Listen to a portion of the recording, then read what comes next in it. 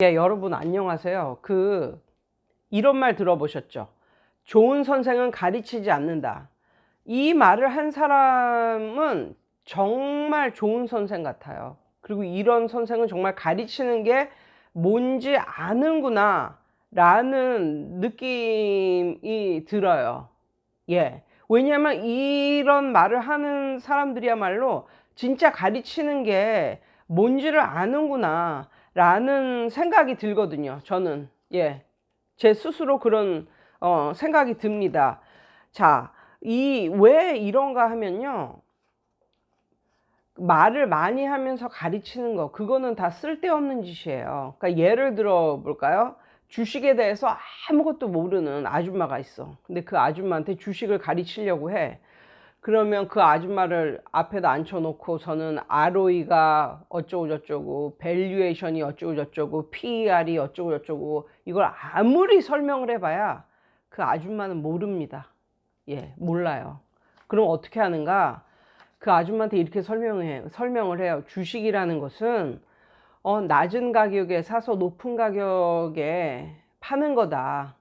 예. 그래서 그 차익을 보는 건데, 돈 얼마 가지고 있어요? 그럼 그 아줌마가 나야. 아무튼, 그 아줌마가 100만 원 가지고 있어요. 이런단 말이에요. 그러면, 좋아. 그러면 오늘서부터 내가 주식을 가르칠 테니까, 아줌마가 이 100만 원을 가지고, 몇 종목을 사든지 상관없이, 한 달 안에 10%의 수익을 남긴다면, 내가 그 수익 남긴 것 플러스 그 수익만큼의 돈을 주겠다. 만약에 이런 식으로 설명을 하면 그때서부터 그 아줌마는 진짜 눈에 불을 켜고, 예, 불을 켜고 그걸 들여다 보겠죠. 그 주식 그 어플을 들여다 보겠죠. 눈에 불을 켜고. 근데 너무 웃긴 게 정말 눈에 불을 켜고 들여다 보면요. 한 달 지나잖아요. 그러면 몇 종목 정도는 이게 하한가가 이 정도면 하한가고 이 정도면 상한가구나. 이 정도 하한가면 살 수 있는 가격이고 이 정도면 팔 수 있는 가격이구나. 그게 적어도 한두 종목 아니면 좀 센스 있는 사람들은 한 서너 종목, 네다섯 종목 정도는 눈에 보입니다. 예. 그러면 그 아줌마는, 그 이후로 그 자기가 이제 알아보는 종목이 있으니까 이제 그렇게 하면서 하나씩 하나씩 배워가면서 그때서부터는 이제 이 아줌마가 질문을 하겠지. 근데 내가 이렇게 무식하게 투자를 하고 있는데 이런 주식 어플 같은 걸 보니까 PER이라고 써져 있어요. 선생님, 그러면 PER이 뭔가요? 이때서부터 이 아줌마는 질문을 하게 되는 거야. 그러면 그 선생은 그때부터 그 아줌마가 질문을 하면 대답을 해주면 되겠죠. 그래서 좋은 선생은 질문을 하게 하는 선생, 뭐 이런 선생이다. 뭐 이런 말도 있고요. 근데 정말 이런 게 맞는 말이 저 같은 경우는 저희 동네 같은 경우는 중학교가 시험이 쉽습니다. 그러니까 대부분의 학생들이 거의 뭐 학원을 안 다니고 그냥 집에서 공부를 하는데 뭐 집에서 혼자 그것도 공부를 열심히 하는 것도 아니고 그냥 시험 때가 되면 시험 보기 한 몇 주 전서부터 하고 뭐 이런 식으로 된단 말이에요. 그런데 그래도 뭐 시험 점수가 그럭저럭 나오니까 뭐 그냥 걱정 안 하고 있다가 이제 고등학생이 되면 내가 그렇게 중학교 3학년 겨울방학 때서부터는 진짜 고등학교 준비를 해야 된다. 그렇게 얘기를 해도 그냥 말을 안 듣는 거죠. 그러니까 우리 학원 다니는 애들은 말을 듣지만 학원을 안 다니는 애들은 그냥 노는 거예요. 그러다가 이제 고등학생이 되고 그러면서 이제 첫 중간고사를 보고 또 모의고사라는 걸 보게 되면 그때서부터 완전히 기절초풍을 해서 이제 학원을 찾다가 이제 저를 만납니다. 그런데 그런 학생은요, 모의고사를 풀을 엄두 자체를 못 내는 거예요.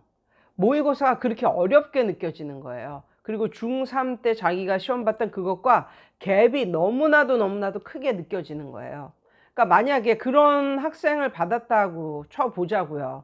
물론 그런 학생이 아니라 어렸을 때서부터 이렇게 기본기가 쌓아져 있고 이런 아이들은 중3 여름방학만 돼도 C물 3개념 모의고사 풀고 자기스토리 어법 어휘 풀고 엄청 단어 빡세게 외우게 시키고 뭐 이러지만 벌써 이 아이들은 고등학생이 되고 나서야 자기가 정말 얼마나 못하는지를 알고 그제서야 학원을 이제 들어온 아이들에게 이런 걸 시킬 수가 없어요. 그 학생들은 모의고사 자체도 너무너무 어려우니까 모의고사 18번 문제도 아니면 듣기 1번 문제조차도 너무너무 어려워하는 아이들이니까. 근데 그런 아이들이 몇 명 이제 들어온단 말이에요. 그러면 저는 어떻게 하는가? 저는 이렇게 합니다. 예.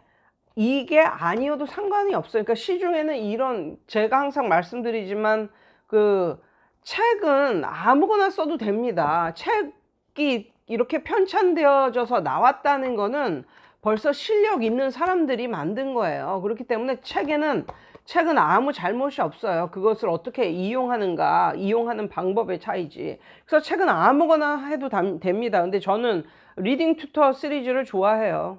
예, 그래서 리딩 튜터 뭐 입문서부터 이제 시작을 하는데 어떻게 하냐면 저는 가르치지 않습니다. 저는 훈련시킵니다. 어떻게 훈련을 시키냐면 만약에 이런 게 있다고 쳐요.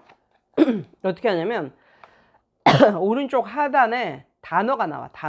단어가 한 뭐 15개에서 20개 뭐 이 정도 나와.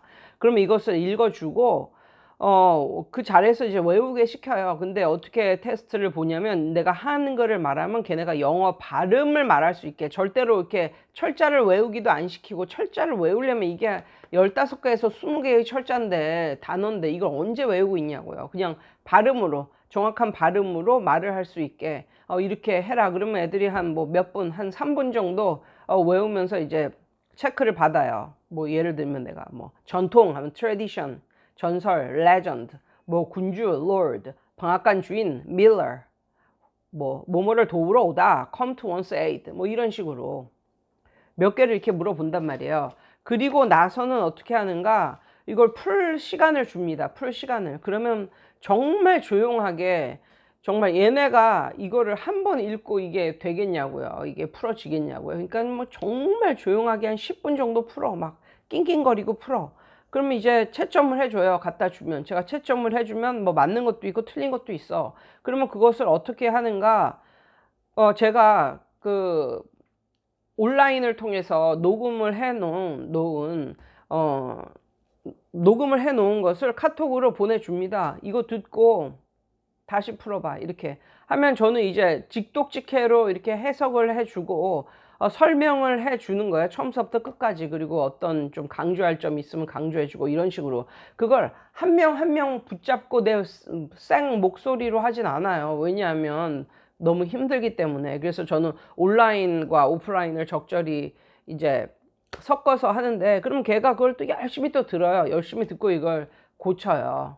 예. 고치고 나면 이제 그 다음에 이제 다 맞는 거겠죠. 제가 확실하게 해석을 해주고 그랬으니까. 그리고 그 다음에는 어떻게 하냐면 또 여기에 나와 있는 단어를 다시 이제 외우게 하는데, 이번에는 거꾸로 내가 영어를 말하면 걔네가 한국말로 대답을 할 수 있게. 예를 들면 뭐 combine 하면 걔네가 결합하다, 연합하다. carriage 하면 뭐 마차, 뭐 이런 식으로 한단 말이에요. 그렇게 이제 몇 개를 물어봐요. 그리고 나서 어떻게 하는가? 그 아이가 풀었던 여기에서 가장 중요한 문법 사항 하나와 가장 중요한 뭐 단어랄까 아니면 문법적인 사항을 딱 한두 개만 설명을 해줘요. 근데 그것을 설명을 해줄 때는 생목으로 해줍니다. 예. 그러니까는 이렇게 녹음된 걸 해주지 않고 걔 책에다가 이렇게 써가면서 이걸 이렇게 설명을 해줘요. 근데 많이는 안 해주고 하나나 두 개 정도, 한 패시지당 하나의 독해 문제당 한 두 개 정도만 중요한 그런 중요한 뭐 문법 사항이랄까 아니면은 뭐 어휘랄까 이런 것을 강조하면서 이제 손수 설명을 해 줍니다. 예, 그렇게 계속 가는 거예요. 계속 하루 2시간씩. 다른 질문은 필요 없다. 그냥 한다. 그러면 이게 한 권의 섹션이 한 몇 개지? 한 섹션이, 한 권의 한 섹션이 12섹션 정도가 있어요. 그러면 이걸 12섹션이 있는데 이걸 하루에 2시간씩 그렇게 해버리면 한 2주 정도, 2주 정도면 한 권을 띄는 거예요. 예. 그러면 또 이것보다 높은 걸 하는 게 아니라 요것과 비슷한 걸 또 하는 거예요. 그래가지고 뭐 이거는 뭐 리딩 튜터다 하면은 이제 리딩 튜터 말고 뭐 리더스 뱅크 뭐 이런 거 있잖아요. 뭐 다른 거 많잖아. 예. 뭐 책이 중요한 건 아니니까. 아무튼 요 정도 되는 수준의 것을 한 두세 개를 더 이제 푸는 거예요. 두세 개를 더 풀면 그 정도가 되면 한 2개 정도, 책 2권 정도를 띄면 한 달이 흘러가는 거예요. 예, 그렇게. 그래서 한 4개 정도 띄면은, 책 4권 정도 띄면 한 2달이 흘러가는 거죠. 그렇게. 그러니까 나는 걔한테 설명을 해주는 게 아니라 그게 훈련식으로, 훈련처럼 이렇게 해주는 거예요. 그러면 한 달 지나면 애들 입에서 어떤 말이 나오냐면, 와, 선생님 해석이 이제는 돼요. 모의고사를 풀면 모의고사가 풀려요. 아니면 모의고사 해석이 돼요. 뭐 이런 말들이 나오는 거예요. 그때서부터는 애들이 이제 저를 절대적으로 믿고 요런 시스템에 이제 이런 시스템을 신봉을 하는 예 그런 그런 경지에 이릅니다. 그래서 애들은 그 훈련 받는 걸 좋아해요. 그런 식으로. 그렇게 하다 보면 저는 뭐라고 생각을 하냐면 이게 여러 권의 책을 띄는 게 중요한 게 아니라 못하는 학생일수록 한 권을 띄는 게 중요해요. 이 책 한 권을 띄는 게 중요해요. 그리고 나서 또 다른 책 한 권을 띄는 게 중요하지, 한 번에 단어도 외우고 문법도 하고 뭐도 하고 뭐도 하고 한 번에 한 4-5권 되는 책을 매일 조금씩 하는 거, 이거는 수준이 좀 낮은 학생들에게는 결코 좋은 시스템은 아닌 것 같아요. 그리고 단어를 그렇게 외우라고 막 시키고 뭐 이러는데, 사실 걔네가 선생이 숙제로 내주고 아니면 하라고 하는 것을 그렇게 열심히 하는 애들이었다면 지금 이 상태겠냐고. 걔네는 못하는 아이들이에요, 얘네는. 그러면 못하는 애들의 특징이 뭡니까? 마음은 있으되 몸이 안 따라줘요. 그러니까 숙제를 내줘도 못 해오는 애들이 거의 대부분이란 말이에요. 그런 애들한테 숙제를 그렇게 많이 내준들, 예, 그들이 그냥 부담감만 느끼지 해오겠냐고요. 그러니까 저는 숙제를 거의 안 내줘요. 못하는 애들일수록. 그냥 오기만 해라. 와서 그냥 내가 시키는 거를 훈련처럼 하고 가면 된다. 그런데 뭐 저 같은 경우 초등학생이야 뭐 하루에 1시간이지만 뭐 중고등 학생들 이런 애들이 하루에 1시간 가지고 되겠냐고요. 특히 고등부 같은 경우는. 그래서 사실 고등부 학생들은 뭐 주 2회 수업, 주 1회 수업 이런 학원도 많거든요. 그런데 저는 좀 기본이 안 되어서 고1 때 들어온 애들은 매일 시켜버립니다. 매일 오게 합니다. 매일 오게 해서 2시간 이상 그냥 꼬박 앉아서 이걸 하게 합니다. 그러면 애들이 나중에 뭐라고 말하냐면 시간이 무지 잘 간다고 말을 해요. 예, 그러고 한 2주 정도 지나면 좀 더 해석이 되는 것 같다고, 그리고 이게 단어가 눈에 보인다고 뭐 이런 식으로 얘기를 하고요. 예, 아무튼 오늘은 좀 못하는 고등학교 1학년이나 뭐 중학생 아이들, 예, 이 정도 되는 아이들의 영어 학습법, 예, 한 권 한 권 띄는 것이 중요하다. 그리고 그들에게는 장황한 설명이 중요한 게 아니라 훈련을 시키듯이 그렇게 하는 것이 중요하다라는 말씀을 드려봤습니다. 예, 이상이에요. 오늘도 좋은 하루 되세요.